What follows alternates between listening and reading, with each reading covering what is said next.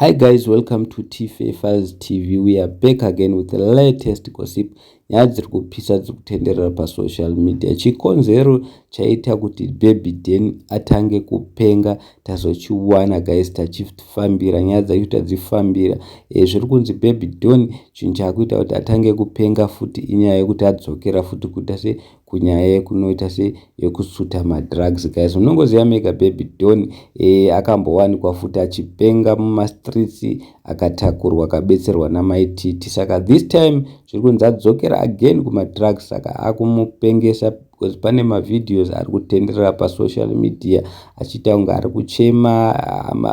These videos anonzi madisturbing videos guys, haasi mavideo ekuti ungatoti unoaona onakirwa. Aiwa mavideo anotonzwisa tsitsi. Saka namaititi vadedzerawo kuti please guys, kana kuri kuti mamuona Baby Don ndiudzei ndimutore because ndarwadziwa zvisingaite. Asi guys, chimwe chinhu chiripo ndechekuti zviri kunzi Baby Don kumba ane vabereki vake vese, ana mai nana baba, asi nyaya iripo ndekuti hanzi paakabva kumba sezvo muchingonzwawo mega kuti hanzi ari kugara kumastreets, zviri kunzi anenge akatombopesana nemhuri yake. Ndo chimwe chikonzero chakaita kuti asagare kumba because zviri kunzi akugara kumastreets. Kumastreets ikoko kana wakugara kumastreets munongoziva mega guys, unongodzimara wega watanga kusuta zvinhu zvisina kunaka.